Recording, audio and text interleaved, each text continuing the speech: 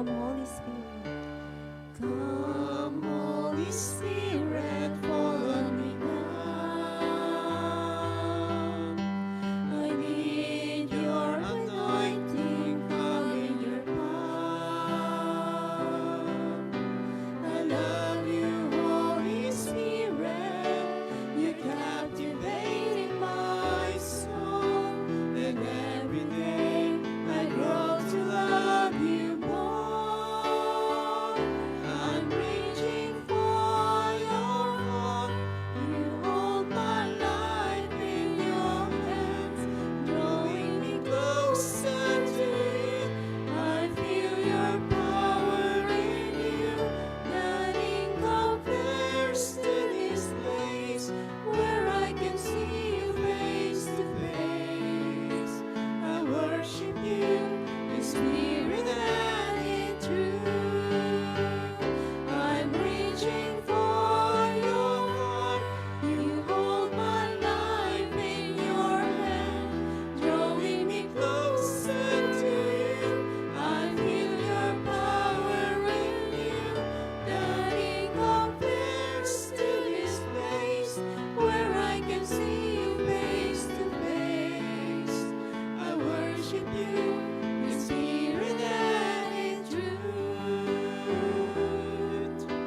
I worship you in spirit and in truth.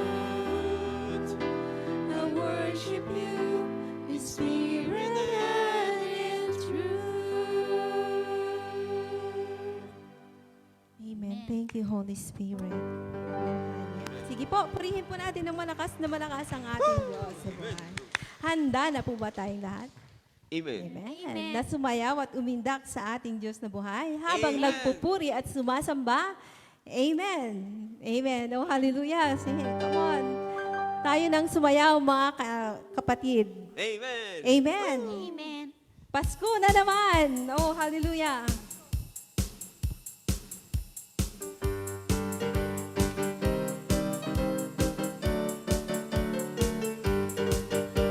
Pasko na naman, Lukay tulin ng araw, Paskong nagaan, tila bagong kailanman.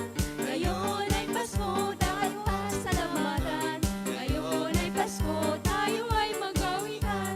Pasko, Pasko, Pasko na naman muli, ang araw natin pinakamimiti. Pasko, Pasko, Pasko na naman muli, ang pag-ibig naghahari. Pasko na naman, hukay tulin ng araw, Paskong nagdaan, tila bagong kailanman.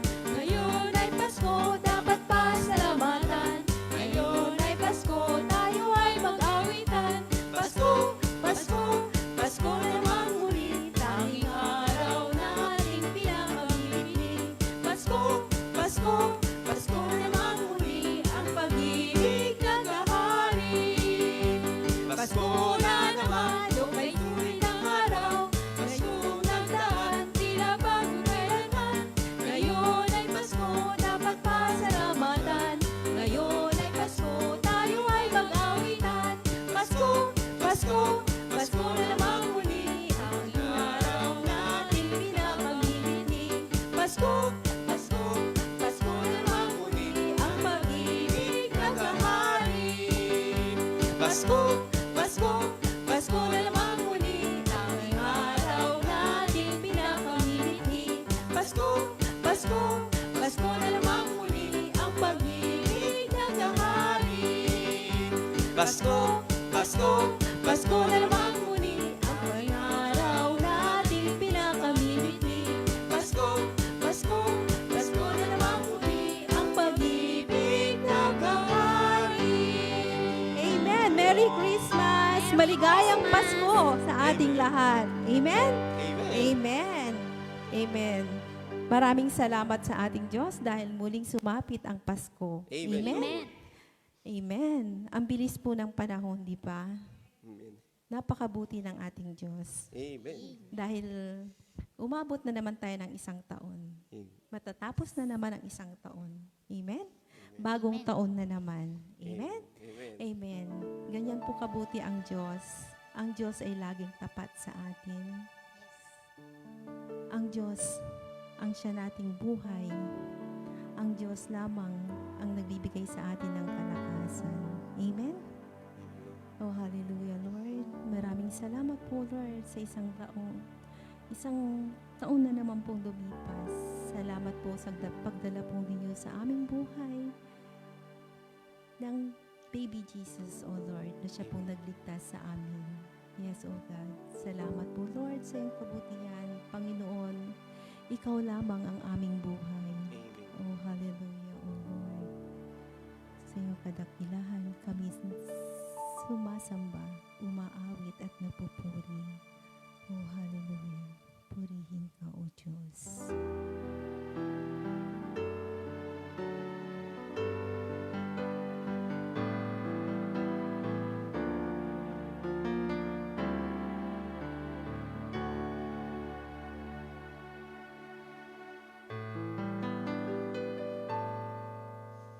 Panginoon, ikaw ang aking buhay. Ikaw ang gabay at patnubay sa buhay na walang hanggan. Sa gitna ng kadiliman, ikaw ay nariyan. Sa kabila ng mga pagsubok, ako'y hindi iniwan. Ikaw lamang, Panginoon, ang aking kalakasan. Panginoon, ikaw ang aking buhay. Ikaw ang gabay at patnubay sa buhay na walang hanggan. Sa gitna ng kadiliman, ikaw ay nariyan. Sa kabila ng mga pagsubok, ako'y hindi iniwan. Ikaw lamang, Panginoon, ang aking kalakasan. Dakila ka, O Panginoon, pupurihin ka magpakailanman. Luwalhati ang pangalan mo. Ialay ang buhay ko tanging sa'yo, Jesus. Panginoon, ikaw ang aking buhay. Panginoon, ikaw ang aking buhay. Ikaw ang gabay at patnubay sa buhay na walang hanggan. Sa gitna ng kadiliman, ikaw ay nariyan. Sa kabila ng mga pagsubok, ako'y hindi iniwan.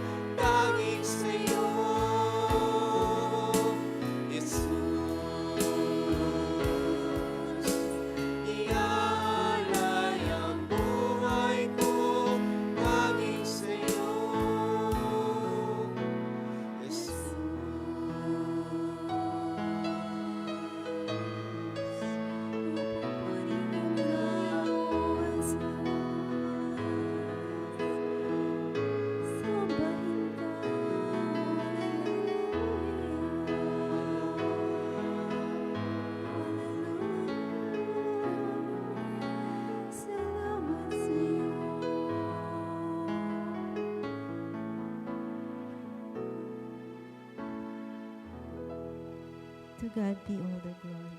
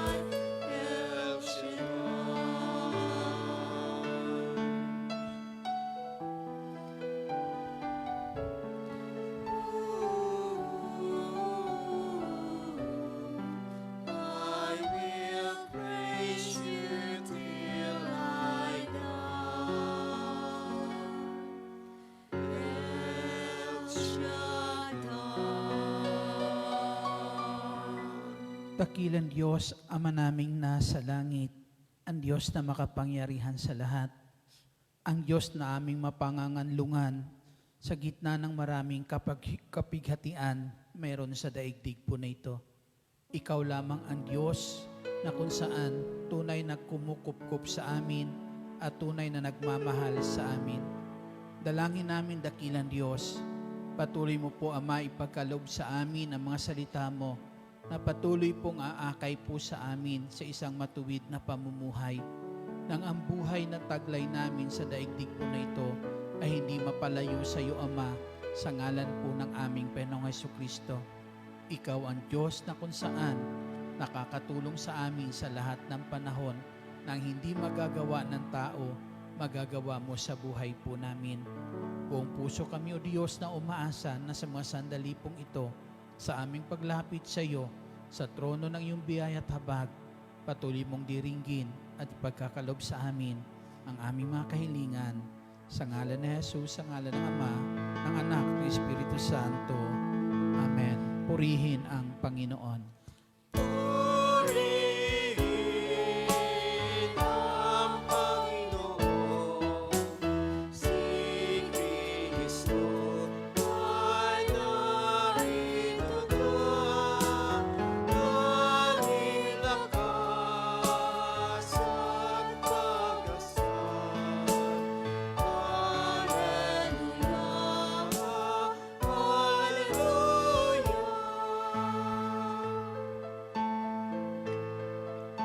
Purihin ang Panginoon, nagdiriwang sa pagdating niya. Nagagalak ang aking espiritu. Si Kristo ay narito na, di na naiwasan na. Tayo ay tutulungan niya. Purihin ang Panginoon, si Kristo ay narito na, naging lakas at pag-asal. Hallelujah, hallelujah.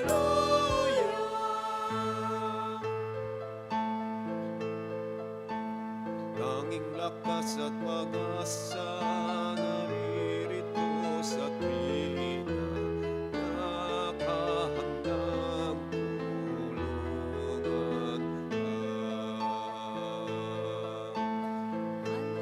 Hallelujah, lagi na siya kasama sa hirapan at ginawa. Purihin ang Panginoon, si Kristo ay narito na, naging lakas at pag-asal. Hallelujah, hallelujah. Hallelujah, hallelujah, hallelujah. Hallelujah, hallelujah, hallelujah.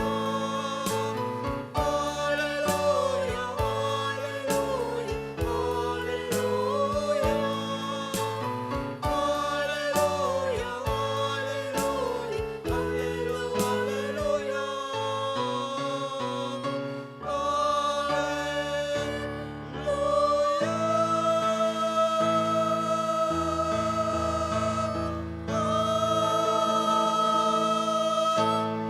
Purihin ang Panginoon. At ang mabuting balita ay ating tunghayan mula sa Ebanghelyo ng Panginoong Hesus ayon kay San Mateo, Kabanata 11, simula mga talata 28 hanggang sa susunod na talata. Lumapit kayo sa akin, kayong lahat na napapagal at nabibigatan sa inyong pasanin, at kayo'y pagpapahingahin ko. Pasanin ninyo ang aking pamatok at mag-aral kayo sa akin. Ako'y maamo at mababang loob, at makasusumpong kayo ng kapahingahan para sa inyong kaluluwa, sapagkat maginhawang dalhin ang aking pamatok at magaan ang pasaning ibibigay ko sa inyo. Ito ang mabuting balita ng ating Panginoong Hesukristo. Pinupuri ka namin, Panginoong Hesukristo. Papurihan po natin ang Panginoong Jesus. Glory to God. Hallelujah. Ayan, handa na ba kayong makinig? Sige, lahat na handa. Pwede na po maupo. Muli po, isang mapagpalang hapon po sa inyong lahat. Salamat sa ating dakilang El Shaddai at muli sa hapon pong ito, naririto na naman tayo sa dako na kung saan tayo po'y nagkakatipon at sama-samang lumalapit sa trono ng mahabaging Diyos upang patuloy hangarin ang kanyang tulong. Amen? Upang patuloy na hangarin sa buhay po natin ang mga pagpapala o biyaya na kung saan tanging ang Diyos makakapagkaloob nito sa bawat isa po sa atin. Dito sa Ebanghelyo na ating binasa ngayon, may sinabi po dito, may dalawang uri ng pasanin. Ano po yung dalawang uri ng pasanin dyan? Isang pasanin na kung saan, mga kapatid, ang sabi po, pasanin na mabigat at nagpapahirap sa tao. Amen. Pangalawa, isang maginhawang pasanin. Amen. At o kaya'y maginhawang dalhin at magaan na pasanin. Amen. Alin ang gusto nyo sa dalawang pasaning iyan? Yung pangalawa, akala ko yung unang-una. Ano ang sabi po dyan? Yung una po ay pasanin na kung saan ay mabigat at nagpapahirap. Amen? Pero may isang pasanin, ang sabi po dyan, sabi ni Lord, ito ang ibibigay ko sa inyo. Maginhawang dalhin, magaan. Amen.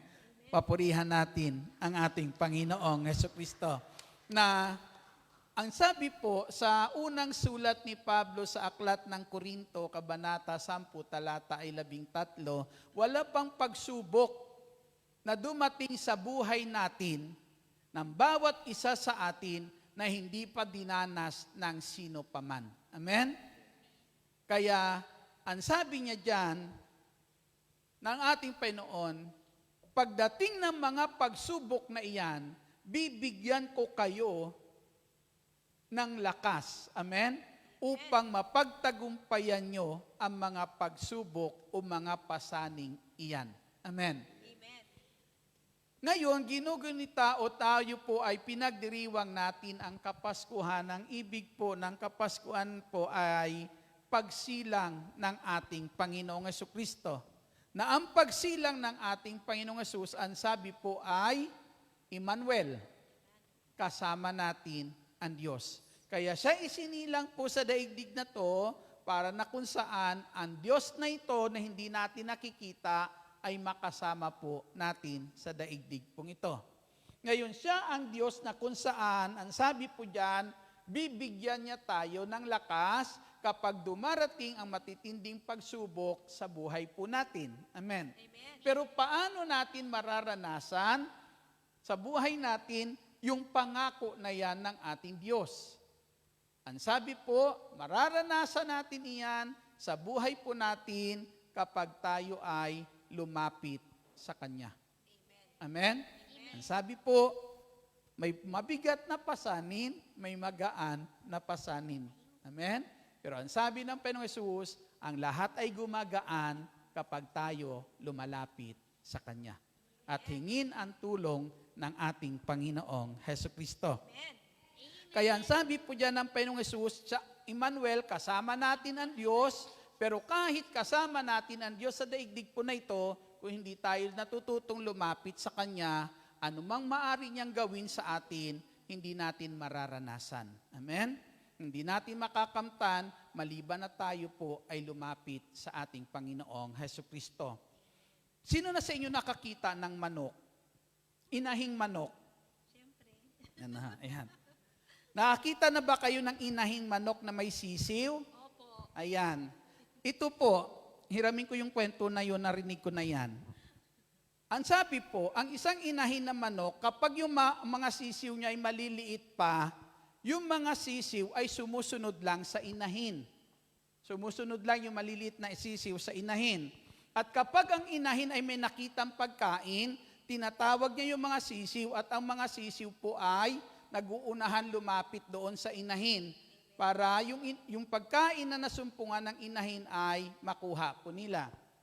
Araw-araw ganon. Araw-araw po sa buhay nila, mauuna ang inahin, susunod yung mga sisiw. Pagdating po ng gabi, papahinga po sila. Ang gagawin ng inahin po, yung mga sisiw ay lulukuban ng kanyang malabay na pakpak. Lulukuban niya ng kanyang malabay na pakpak. Yung sisiw po'y 12.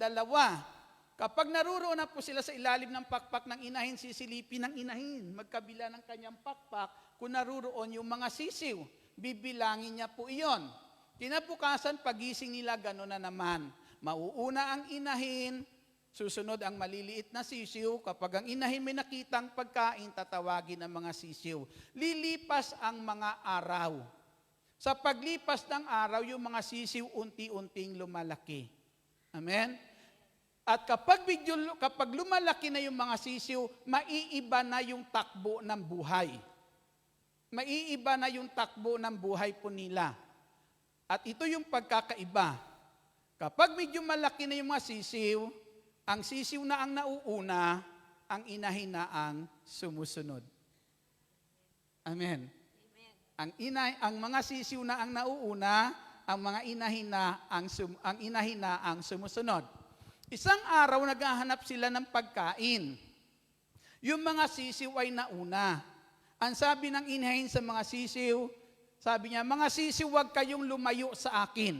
Diyan lang kayo sa abot tanaw ko. Kaya kapag nawawala sa paningin ng inahin yung sisiw, tinatawag niya. At ang mga sisiw ay nagsusulputan, naguunahan, tumatakbo palapit sa inahin kasi inaakala nila may nakita ang inahin na pagkain. Amen? Na kung saan nag-uunahan po sila, pero tinatawag sila ng inahin kasi nawawala sila sa paningin ng inahin pong ito. Isang araw, habang sila naghahanap ng pagkain, nauuna na naman yung mga sisiw at ang sabi ng inahin sa mga sisiw, huwag kayong lumayo sa akin. Diyan lang kayo sa abot tanaw ko. Habang sila naghahanap ng pagkain, natanawan ng inahin merong isang malaking ibon sa taas, na kung saan lumilipad paikot-ikot nung sandali pong iyan. Kaya ang ginawa ng inahin, tinawag niya yung mga sisiw. Ang mga sisiw naman ay nagsulputan, nagtatakbuhan palapit sa inahin, at nung naroon na sila sa inahin, ang ginawa ng inahin, nilukuban niya ng kanyang pakpak yung mga sisiw na iyon. Inilagay niya sa ilalim ng kanyang pakpak at matapos niyang ilagay, sinilip niya muli, sa ilalim ng kanyang pakpak kung naruroon ang lahat ng sisiw. Subalit nung sandaling iyan, mayroong isang sisiw na wala roon. Kaya yung isang sisiw na wala ay hinahanap, palinga-linga ang inahin sa paligid at hinahanap yung sisiw pong iyon. Nakita niya sa di kalayuan yung sisiw na kung saan ay abala doon sa pagkain na kanyang nasumpungan. Abala sa pagkain na nasumpungan niya. Kaya wala siyang panahon na kung saan lumapit sa inahin nung tinatawag siya ng inahin. Pero habang siya naruroon sa pagkain na kanyang nasumpungan, patuloy siyang tinatawag ng inahin na lumapit. Pero wala lang siyang panahon lumapit dahil abala siya doon sa pagkain na nasumpungan niya. Sandali na yan, yung sisiw na yon ang nakita ng ibon na iyon. At yun ang dinagit ng ibon. Bakit napahamak yung sisiw na iyon? Bakit siya napahamak? Nung sandali na yon? Kasi wala siya sa ilalim ng pakpak ng inahin. Kung naruroon lang siya sa ilalim ng pakpak ng inahin, hindi siya makukuha nung panganib na yon, yung ibon na yon na kung saan dala ay panganib para sa mga sisiw. Amen. Alam ng inahin na kailangan ng sisiw yung pagkain na kanyang nasumpungan. Amen. Alam ng inahin, kaya hindi maiwan ng sisiw yung pagkain na iyon. Minsan kapag medyo malaki-laking bulati na tuka ng sisiw, matagal-tagal bago malunok. Ayan. Alam po ng inahin na mahalaga para sa sisiw yung pagkain na iyon na kanyang nasumpungan. Pero kahit alam ng inahin mahalaga iyon, kailangan iyon ng sisiw na iyon, pero yung sisiw na iyon, tinatawag niya ang lumapit. Amen? Lumapit po sa kanya. Alam niya iyon. Bakit po? Alam ng inahin kailangan iyon ng sisiw. Mahalaga iyon para sa sisiw, pero tinatawag niya na kung maari, iwan mo iyan. Lumapit ka sa akin. Dahil alam ng inahin, mga kapatid, nung sandali na iyan, habang wala ang sisiw na iyon sa ilalim ng kanyang pakpak, mapapahamak ang sisiw na ito. Amen. Anumang mayroon ka ngayon sa buhay mo, lahat ng pakinabang mayroon sa buhay mo, alam ng Diyos, kailangan mo iyan. Niloob ng Diyos magkaroon ka niyan dahil mahalaga iyan para sa iyo. Kailangan mo iyan. Kaya niloob ng Diyos na kung anumang mayroon kang tinatangkilik ngayon, na masasabi mo, masasandalan mo sa buhay mo, mga kapatid, na minsan nasasabi ng tao, kapag wala iyan sa buhay ko, kulang ang buhay ko. Lahat yan niloob ng Diyos, magkaroon ka niyan. Amen. Pero sa kabila ng lahat ng iyan, ang Diyos tinatawag tayong lumapit. Bakit tayo tinatawag ng Diyos na lumapit po sa Kanya? Dahil alam ng Diyos, mga kapatid, na kapag wala ka sa Kanyang piling, mapapahamak ka. Ang sabi sa Salmo 91, ang sabi sa awit, sa aklat ng awit, kabanata 71, talata po ay 4, ang sabi po roon, lulukuban kanya ng kanyang malabay na pakpak, at sa kalinga niya ay natitiyak mo na ikaw ay ligtas. Amen? Saan may tiyak na kaligtasan ang tao? Saan may tiyak na kaligtasan ang tao? Ang sabi po, sa kalinga ng Diyos. Wala sa kalinga ng pinag-aralan mo. Wala sa kalinga ng kayamanan mo. Wala diyan ang tunay mong kaligtasan. Niloob ng Diyos magkaroon tayo yan dahil alam ng Diyos kailangan po natin yan. Pero habang tayo ay wala sa kalinga ng Diyos, ang lahat ng bagay na iyan may hangganan ang magagawa sa buhay po natin. Amen. Amen? Isa lang ang nais ng Panginoon, anumang mayroon ka sa buhay mo ngayon na niloob ng Diyos magkaroon ka niyan dahil alam niya kailangan mo iyan. Isa lang ang nais ng Diyos, huwag kang lumayo sa Kanya. Amen. Purihin po natin ang ating Panginoong Hesukristo dahil wala po sa mga bagay na iyan. Amen? May hangganan ang magagawa niyan sa buhay po ng bawat isa po sa atin. Amen. Ang tiyak na kaligtasan sa buhay ng tao ay nasa kalinga ng Diyos. Balakpakan natin muli ang ating Panginoong Hesukristo. Ang sabi po riyan, mga kapatid, sa ating binasa, halik kayo at mag-aral kayo sa akin. Mag-aral ang sabi ng Diyos. Ang pinag-aralan ba'y mahalaga? Ang pinag-aralan ba'y kayamanan? Kayamanan.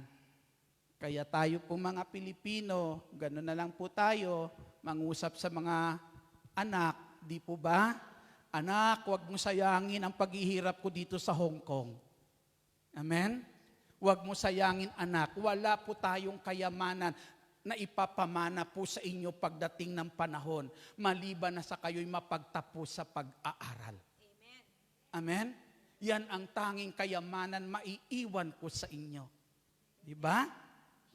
Minsan napakadrama pa ng mga pangungusap natin na yan minsan. Ano? Di ba? Mga kapatid sa Panginoong Hesukristo, bakit po? Bakit natin sinasabi po na kung saan yan ay kayamanan na maiiwan natin po sa kanila? Kasi naniniwala po tayo na kapag ang ating anak ay makapagtapos sa pag-aaral, gaganda, giginhawa ang buhay. Amen? Yan ang magdadala sa kanya sa magiging magandang buhay niya pagdating ng panahon kapag siya ay nakapagtapos ng pag-aaral. Amen? Kayamanan na kung saan tinatanaw po natin magbibigay ng magandang kinabukasan, magandang buhay para po sa ating mga anak kapag sila'y nakapagtapos sa pag-aaral. Amen. Napunta ako minsan sa Muntinlupa. may gawain sa Muntinlupa. Sa loob. Sa Muntinlupa po. Nung ako po na-assign po doon, dahil doon may prayer meeting po, maganda may chapel po sila, magandang chapel po nila. Maging sa correctional po sa Mandaluyong po, kung saan mga babae po ando doon. Nung sa Muntinlupa po ako, maganda yung chapel, ang ganda. Ando doon, yung mga ando doon sa loob, ay na doon sa prayer meeting. Iba't ibang mga samahan na kung saan ay namamahagi ng salita po ng Diyos. Pero nung oras po na yan, may mga tinatanong ako na may kausap ako mga doon. Tinatanong ko kung bakit sila naroon. Okay. Yung mga nadoon po, hindi masasamang tao ha. Mga tao lang nakagawa ng pagkakamali. Amen? Na doon sa loob ay itinutuwid ang kanilang pagkakamali. Na sa pamamagitan ng salita ng Diyos ay natutulungan natin silang na kung ano mang kanilang pagkakamali ay maituwid nila paglabas nila sa kulungan pong iyon. Amen. May vice mayor akong nakausap. Ando doon. May doktor. May lawyer. May abogado po. May engineer po. Ando doon sila. Nakikinig doon sa prayer meeting. Ang malaking katanungan ko po ay ganito. Pinag-aral ba sila ng kanilang magulang at sinabi, anak, mag-aral ka ng mabuti. Kumuha ka na, mag-doktor ka, mag-abogado ka, mag-engineer ka, anak. At pagkatapos, pumasok ka sa Muntinlupa. Meron bang ganon? Di po ba? Anak, mag-aral kang mabuti. Mag-abogado ka, anak. Itong kunin mong kurso, anak. Pagkatapos mo, pasok ka ng Muntinlupa. Walang taong nangarap niyan. Amen. Walang magulang na nangarap po niyan, mga kapatid, sa ating Panginoong Kristo. Pero ang tanong, bakit nadodoon sila? Amen? Bakit naroroon po sila? Ito ang sinasabi sa aklat ni Propeta Oseas, Kabanata 4, talata ay 6, ang sabi po riyan, ang bayan ko ay napapahamak dahil binaliwala nila ang aking salita. Hindi napapahamak ang tao, hindi napapaniwara ang buhay ng tao dahil sa walang pinag-aralan. Amen? Kundi napapaniwara at nasisira ang buhay ng tao at ang tao ay napapahamak dahil sa ang salita ng Diyos ay binabaliwala ng tao sa kanyang buhay. Amen. Palakpakan natin, papurihan natin ang ating Panginoong Kristo. Na kapag ito ang binaliwala natin sa buhay po natin, mga kapatid, dahil ang sabi nga, ang salita po ng Diyos ayon sa aklat ni Timoteo, sa sulat ni Pablo kay Timoteo, ang salita po ng Diyos ay magagamit sa pagtuwid ng likong gawain. At ang salita ng Diyos ay magagamit sa pag-akay sa matuwid na pamumuhay. Amen. Kasi minsan, di ba, marinig ko, ewan ko lang, nakarinig ako minsan ng kasabihan, bumubuti, sumasama kaysa dati. Di po ba? Totoo, minsan di po ba? Minsan kung saan-saan tayong dinadala na kayabangan ng mga mayroon tayong natutunan. Amen? Minsan kayabangan na dala, kung saan tayo dinadala, tinuturuan na kung saan maging mayabang, mapagmataas. Minsan mga kapatid, dati, nung wala pang pinag-aralan, ang baba-baba, kilalang kilala ka. Pero nung may pinag-aralan na, hindi ka nakilala. Amen? Na minsan, alam natin, mabuti yung mga bagay po na yan. Pero minsan, nagiging dahilan din para hindi tayo maging mabuti. Amen? Bakit po? Iisa lang ang nakakapag-akay sa atin para po tayo maituwid ang buhay natin at madala tayo sa isang matuwid na pamumuhay. Ang sabi po, tanging salita lamang ng ating Diyos na makapangyarihan sa lahat. Purihin po natin ang ating Panginoong Jesucristo na kinakailangan ang salita po na ito ng Diyos ay patuloy nawang maibahagi sa lahat. Kung ang salita ng Diyos ay naging nasa puso lamang ng bawat ama't ina ng tahanan. Amen. Kung itinuturing po't kinikilala ng bawat ama't ina ng tahanan na kayamanan ang salita po ng Diyos, mga kapatid, ito'y kayamanan mailalagay at maisasali nila sa puso ng kanilang mga anak. Amen? Na kung saan, mga kapatid, sa atin sa panahon po na ito, ang mundo na to puno ng kadiliman. Alam po natin po iyan. Amen? At kung saan tanging pag-asa natin sa mundong ito, mga kapatid, ay ang salita ng Diyos. Salita ng Diyos na kung saan patuloy magdadala sa atin sa presensya ng ating Panginoong Hesukristo. Palakpakan, papurihan po natin ang ating Panginoong Jesus. Malakas na papuri sa Diyos. Hallelujah. Pangatlo po, mga kapatid, sa ating Panginoong Kristo, bibigyan ko kayo, ang sabi po dyan, ng kapahingahan para sa inyong kaluluwa. Amen? Kapahingahan para sa inyong kaluluwa, na tila baga gusto ng Panginoong Jesus magkaroon tayo ng kapayapaan. At ang tunay na kapayapaan, masusumpungan lang natin sa ating Panginoong Hesukristo. Amen? Isang kapahingahan sa buhay natin na kung saan hindi tayo alipin ng kabalisahan. Hindi tayo alipin ng takot. Amen? Ang hirap ngayon sa mundong ito. Ano? Kanina, tawag po ito, may binabasa ako na mensahe po. Isang mensahe din, galing at awag nito ay kung saan ay galing sa salita po ng Diyos, mga aral. Na ang sabi niya nga, marami na ngayon, bata pa lang, natututo na magpakamatay. Amen? Dahil sa mga nararanasan na po na minsan, na kawalan na ng kapayapaan, tila baga na kapaguran na sa lahat, kapaguran na ng isip minsan ng mga bata. Pero ang sabi po dyan, kaya nila yan nararanasan kasi wala po sa kanila ang tunay na nakakapagbigay sa kanila ng kapayapaan, nakakapagbigay sa kanila ng kapanatagan. At habang wala sa puso ng tao ang Diyos, na pwede niyang maaasahan, pwede niyang masasandalan, ang tao sa daigdig po na ito ay aalipinin ng lahat ng kabigatan ng buhay meron sa mundo pong ito. Amen. Na sabi, bibigyan ko kayo ng kaginhawaan, kapayapaan. Mararanasan mo lang ang kaginhawaan pong ito, mga kapatid, kapag mayroon kang sinasandalan. Amen. Parang bata, di po ba?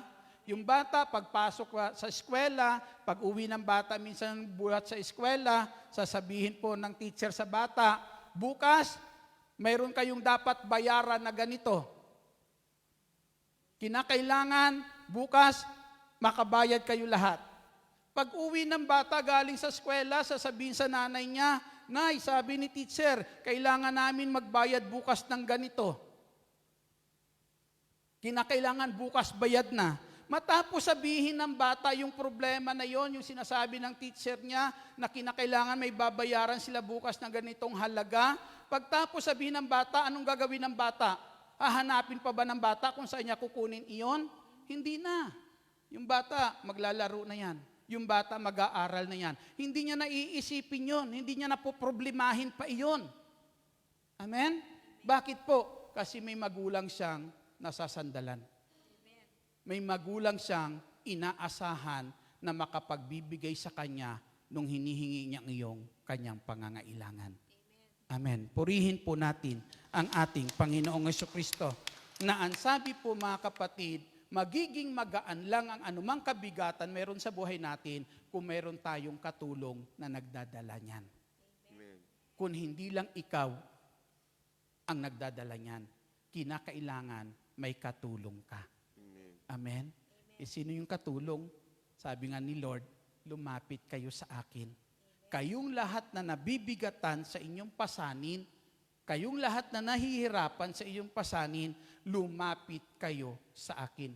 Hindi tayo aanyayahan ni Lord na lumapit po sa Kanya kung wala siyang magagawa. Amen. Kung wala siyang maitutulong sa bawat isa po sa atin. Amen? Kaya tayo inaanyayahan ng ating Jesucristo. Ang sabi po dito sa unang Korinto, sa sulat ni Pablo sa unang Korinto, kabanata po 10 talata 13, wala pang pagsubok na dumating sa inyo nadidinanas ng lahat ng tao. Tapat ang Diyos at hindi niya ipahihintulot na kayo'y subukin ng higit sa inyong makakaya. Sa halip pagdating ng pagsubok, bibigyan niya kayo ng lakas upang mapagtagumpayan iyon. Hindi niya ipahihintulot, yung salitang hindi niya ipahihintulot na kayo'y subukin ng higit sa inyong makakaya. Ang sabi po ng Diyos ay ganito, kung mananatili kayo sa akin at mananatili sa inyo ang mga salita ko, amen.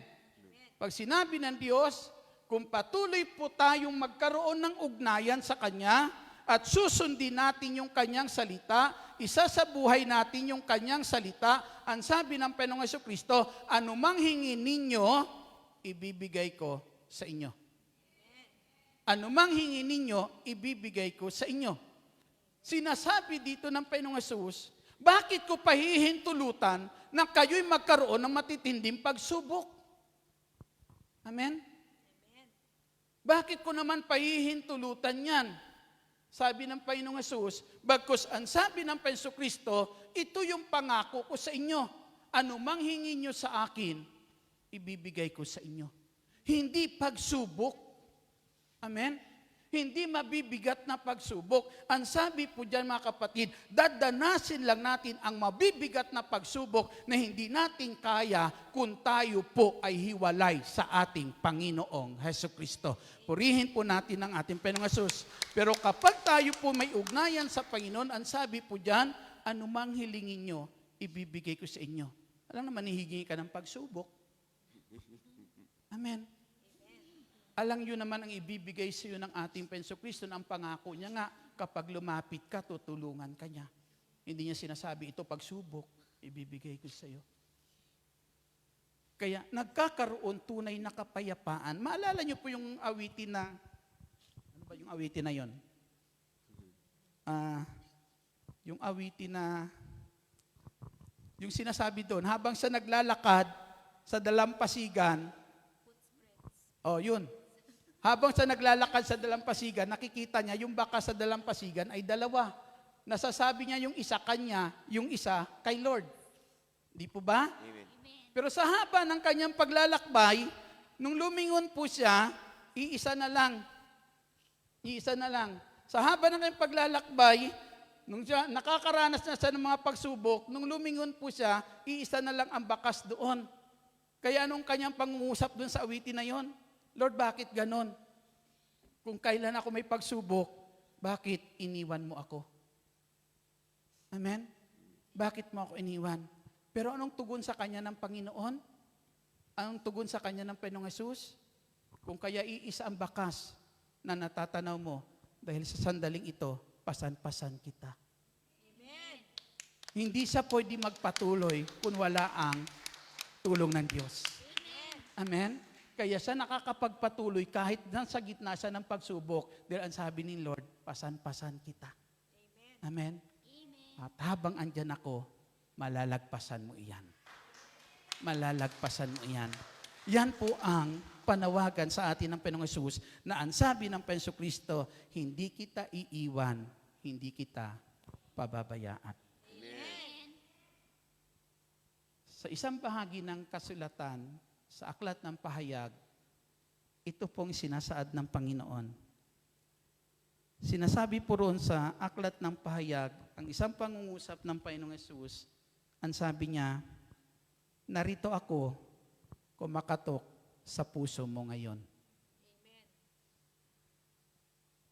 Sana makilala mo ang tinig ko.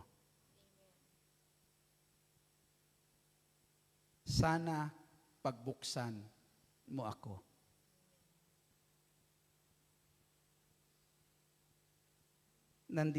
Nandito ako nakatayo sa labas ng puso mo.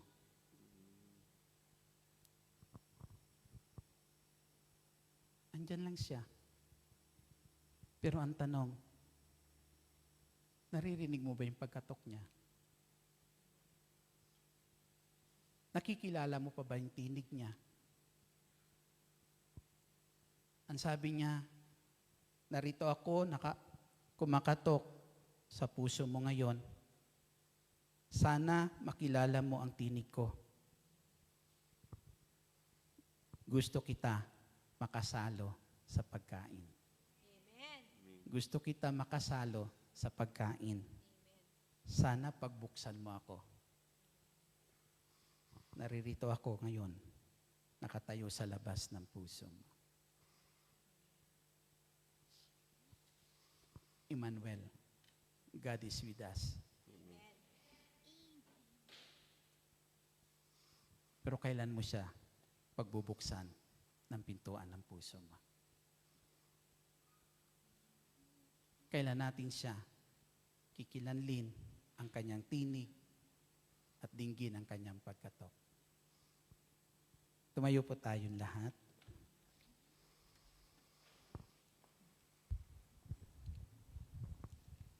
Yuko natin ang ating ulo, pigit natin ang ating mga mata, panandalian po at ilagay niyo po sa tapat ng inyong puso ang inyong dalawang kamay. Sabi ni Jesus, ako si Jesus, kumakatok sa pintuan ng puso mo ngayon. Sana makilala mo ang tinig ko dahil gusto kitang kasalo sa pagkain. Sana buksan mo. Pagbuksan mo ako, naririto ako sa labas ng puso mo.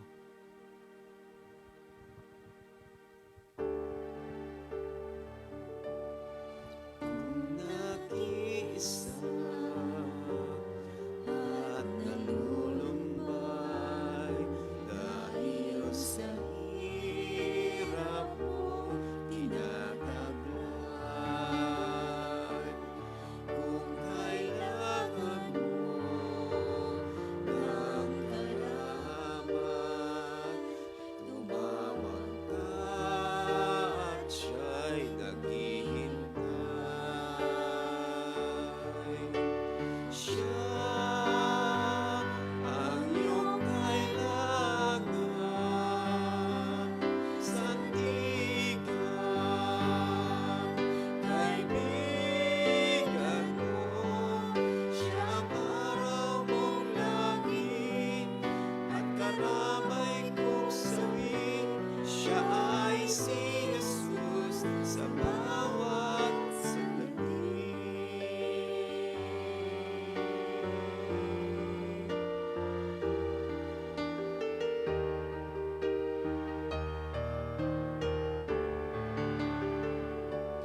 Kung ang buhay mo ay walang sigla, naging takot at naging alam, tanging kay Jesus makaasa, kaligtasan, lubos ng higaya. Siya ang dapat tanggapin at kilalanin sa buhay mo. Siya noon, bukas, ngayon, sa dalangin mo'y tugon. Siya ay si Jesus sa habang panahon. Kaya't ang lagi mo patatandaan, siya lang ang may pag-ibig na tunay, pag-ibig na tunay. Siya ang dapat tanggapin at kilalanin sa buhay mo. Siya noon, bukas, ngayon, sa dalangin mo'y tugon. Siya ay si Jesus. Siya ay si Jesus. Siya ay si Jesus.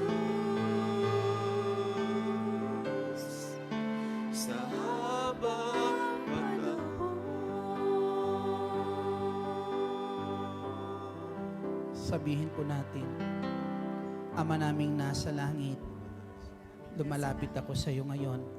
Buong puso nagpapakumbaba at inaamin na ako'y nagkasala sa isip, sa salita at sa gawa. Nagkasala ako laban sa iyong kalooban.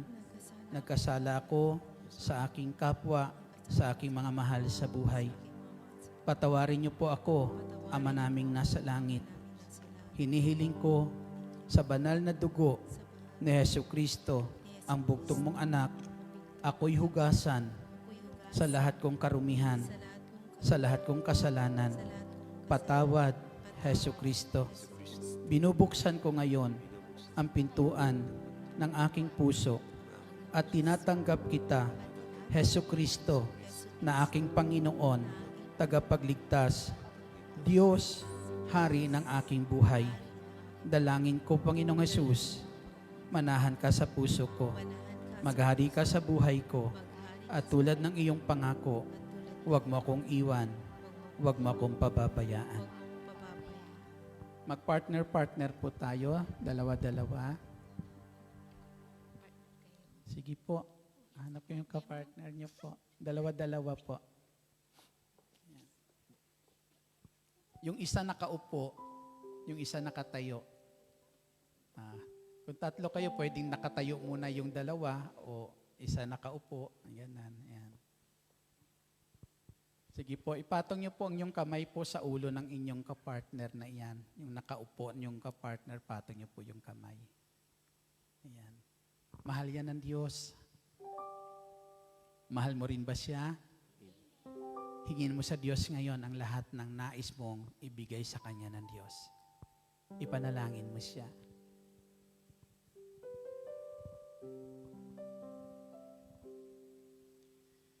Ano mang hingi natin sa pangalan ng Panginoong Hesus, ibibigay niya.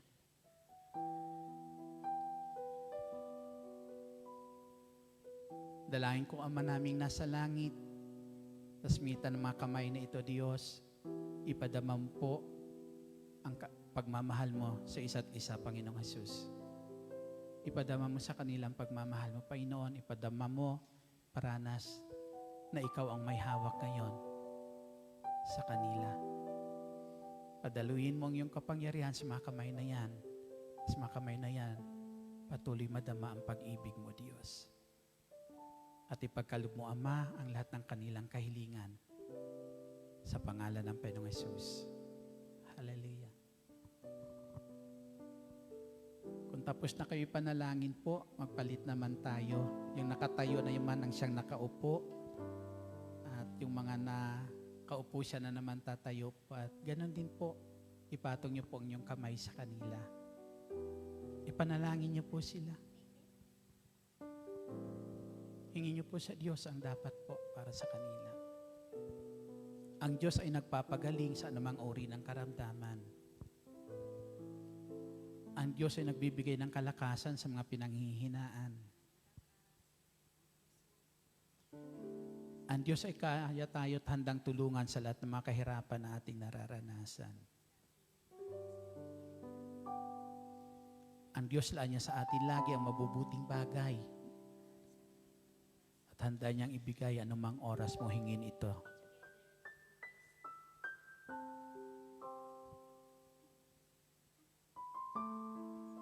Sa mga kamay na yan, Panginoong Hesus, padaluyin mo ang iyong pagmamahal, Panginoong Jesucristo. Ipagkaloob mo sa kanila lahat ng nararapat, lahat na makakabuti sa kanila, Ama, sa ngalan po ng aming Panginoong Hesus. Salamat, dakilang Al Shaddai. Salamat, Panginoong Jesucristo. Sige po, pwede na po tayong tumayo.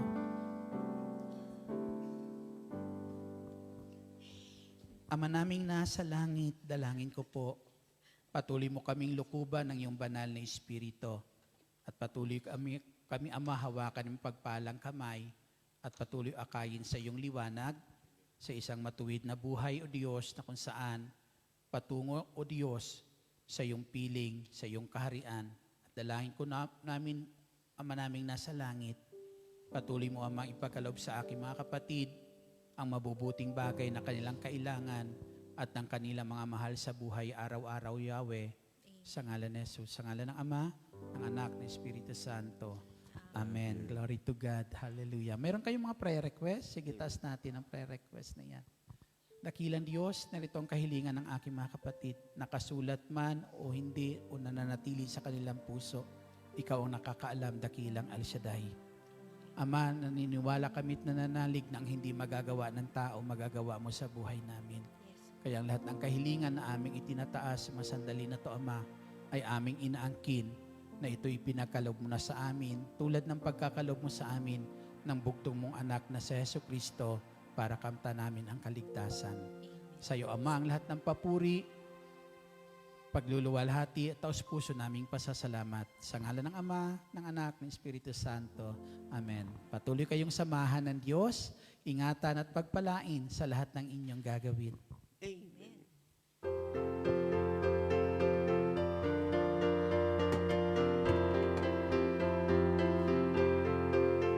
Salamat sa Diyos na tapat. Salamat sa Kanyang binak. Salamat, ibinigay niya si Hesus Kristo. Salamat sa Diyos na tapat. Salamat sa Kanyang binak. Salamat, ibinigay niya si Hesus Kristo. At ngayon, ang mahina'y lalakas, ang dukha ay mayaman, nang dahil sa mga gawa ng Diyos. At ngayon, ang mahina'y lalakas, ang dukha ay mayaman, nang dahil sa mga gawa ng Diyos. Salamat, salamat.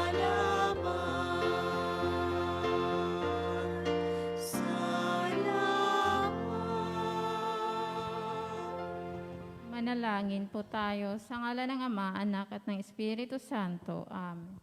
Siyang naghahangad ng pagkupkup ng kataas-taasan at nananatili sa kalingan niyong makapangyarihan, makapagsasabi sa kanyang Panginoon moog katahanan, ikaw ang aking Diyos, ang Diyos na tangi kong pinagkakatiwalaan.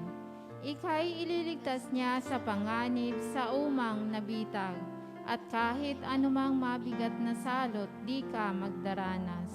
Lulukuban niya sa lilim na kanyang malabay na pakpak, sa kalingan niya ay natitiyak mo na ikaw ay ligtas. Iingatan niya't ipagsasanggalang pagkat siya'y tapat. Pagsapit ng gabi, di ka matatakot sa anumang bagay, maging sa gagawing bigla ang paglusob pagsapit ng araw. Ni sa ano pa mang darating na salot pagkagat ng dilim, di ka matatakot sa kasamaan mang araw kung dumating. Kahit na mabuwal sa iyong harapan ang 1,000 tao, sa iyong paligid ang bilang ng patay maging 10,000, di ka matatakot at natitiyak mong di ka maaano.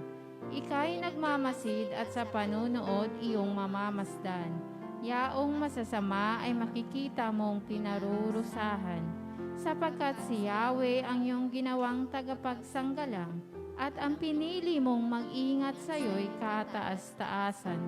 Di mo aabuting ika'y mapahamak at walang daratal, kahit anong uring mga paghihirap sa iyong tahanan. Susubuin niya ang maraming anghel, silang susubaybay. Kahit sa ang dako ikaw maparoon, tiyak iingatan. Sa kanilang palad ay itatayo ka't silang magtataas, nang hindi masaktan ang mga paa mo sa batong matalas. Kahit ang tapakan mo'y mga leon, ahas na mabagsik, di ka maaano sa mga serpiente at liyong mababangis. Ang sabi ng Diyos, aking ililigtas ang tapat sa akin at iingatan ko ang sinumang taong ako'y kikilanlin. Pag sila'y tumawag, laging handa ako na sila'y pakinggan. Aking sasamahan at kung may hilahil ay sasakluluhan. Aking ililigtas at ang bawat isa ay pararangalan. Sila'y bibigyan ko't gagantimpalaan ng mahabang buhay at nakakatiyak na ang tatamuin nila'y kaligtasan. Maaaring ipinit ko ang langit at hindi pumatak ang ulan. Maaaring magpadala ko ng mga balang upang salantain ang lupaing ito. Maaaring palaganapin ko sa aking bayan ng salot. Ngunit sa sandaling ang bayang ito na aking pinili, ay magpapakumbaba, manalangin, hanapin ako at talikdan ang kanilang kasamaan. Diringgin ko sila, patatawarin ko sila, at ibabalik ko sa kanilang lupain ang katiwasayan at ang kasaganaan. Ito ang mga salita ng Diyos. Salamat. Sa ngalan ng Ama, Anak, at ng Espiritu Santo. Amen. Amen. God bless us all. See you next year.